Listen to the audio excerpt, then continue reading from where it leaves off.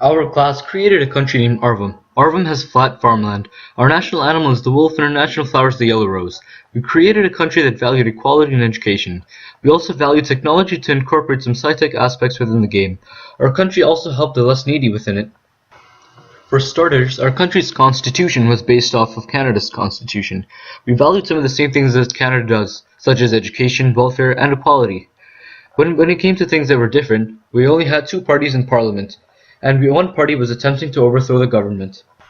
About the law, I understood that absurd cases will be brought to court at times. I also learned that in court, the jury will not always make a correct decision even if the truth is crystal clear. About the government, I learned that leaders in Parliament are thirsty for power and will even make false promises to get votes. I also got a sense of what goes on in Parliament. It is very aggressive in that place. When it came to human nature, I realized that humans will do anything to keep themselves alive. When it is a matter of life and death, humans forget about ethics and rules and regulations that are set in place. That is when I realized that laws were in place for protecting humans from being victims of mistreatment. I believed that I was a citizen that would not mistreat others due to fear of prosecution. I also believed that I was a caring and kind citizen that would not turn down people in need. I remember on a few occasions, poor people would ask me for free units. I happily gave them some. I also felt that I was easily convinced and rich people almost got me to give them their units for free. Overall, I felt that I was a citizen that would help society progress. Our nation treated our weakest members very well. Shive and Harmeet gave resources to those who needed them, and most of the times they gave it to them for free. I noticed Shive's generosity to people outside of his party. This shows a positive image of the party I'm from. I was rich through unit ownership, and the rich helped the poor in whatever ways they could. The government distributed the education and healthcare units unevenly, but quickly. The speed at which the government handed out their units displayed their enthusiasm, but their uneven distribution showed their careless planning. In short, I was proud of my country's will to help the needy. However, I was disappointed because I felt that we had a lot of unnecessary conflicts that could have been averted. I felt that if our country had worked together and quarreled less, we would have been even more successful.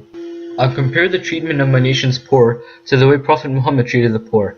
We compared when we both helped regardless of the race or culture of one in need. Muhammad would help people regardless of if they were Muslim or not. Shive helped people regardless of if they were in his party or not. We differed when our rich people looked after themselves first and then helped the needy. Muhammad did this the opposite way. The people in my research, they solved the problem of the needy by establishing a charity house called the Bayt ul-Mal. In this, the rich would store the wealth that would be given to the needy whenever they wanted. It was sort of like a food bank, but with money.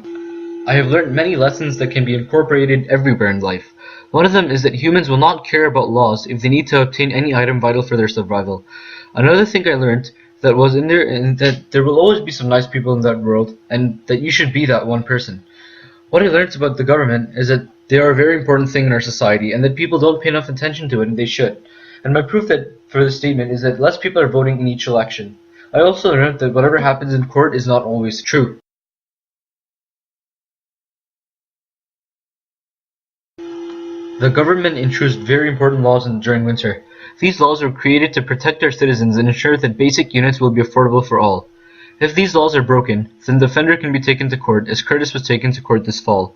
The threat of being sued deterred people from breaking the laws, and not that many people were taken to court. Those are the values of having laws. If you have a monopoly, and there is no law preventing it, you are almost as powerful as the government. You are able to charge whatever price you want, and the government won't be able to seize your company because of the Charter of Rights and Freedoms. In our game, we were aware of the fact that a monopoly could lead to our country's destruction. Due to prior knowledge, we protected ourselves by creating a law that said, no monopolies allowed. Thank you guys so much for watching my presentation. I'll see you next time.